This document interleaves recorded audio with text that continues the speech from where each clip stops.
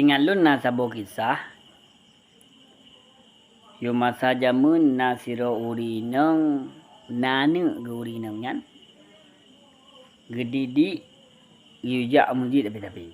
Artinya uri neng nyan siro uri neng yang soleha, yang malim, jid ke bidang agama. Kakak ke perintah ba ane sabi kerja masjid. Jadi bak sabah huro ane kerja ni mengeluh. Wateo ipegah bak mak. Wahai ibunda tersayang, lun haik lun jali masjid. Pakan anik lun yang mutuah, pakan.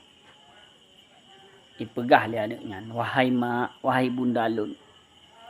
Telung kalon di masjidnya kon lagi tempat yang mulia li.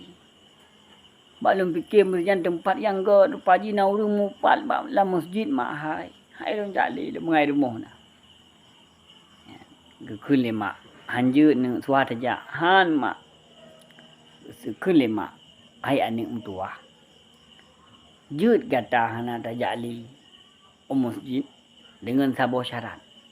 Oh syarat mak. Karena anaknya ialah kayu syarat. Memang dia ni jali. Pegahlah ayat tulis. Mak hai anak singa tabai sabah gelah. Tak putar masjid lega putar. Bek ero mesti ditep. Yang berwujud kata hana jadi masjid. Kakak singa pura. Ibadah hana disebut iba yui sabah gelah. Keliling masjid lega keliling. Hana ero mesti ditep. Iwa belah mak. Hai mak.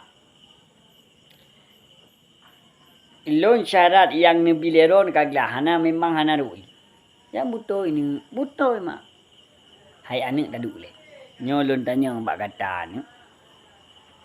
Di saat kata munutabai saboglah tak keliling lega keliling masjidnya. Putra na tak dengar mana bak urung-urung yang di samping kata tengah tabai saboglah. Tahu anaknya. Hai mak, anak lu dengar sapu. Kiban lu dengar-dengar lembai saboglah. Nya lu dengarnya roi. Kula le mak hai anak.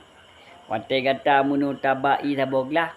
Putra na tak dengar urung-urung pegah-pegah kegop tu. Hana hai mak. Kaduh lum timang iyo saboglah. Okey mak tersenyum gegesu. Bak ulai anak sebut. Hai anak mutuah. Mana ke hudip tanya dalam dunia hai anak mutuah. Andai kata tanya aduh tak fikir kedua tu yang golong beres ni. Ada mu fikir putra iaitu gop ipegah na hadepu bahina ni gede. Andai kata ikut gop tanya hana tak fikir pakai tanya tengah tapu beres ro tu. Asli nafsaka perbaikilah dirimu. Nyo hai anak mutuah hudip tanya dalam dunia. Nyamban tu ko temu sekalian.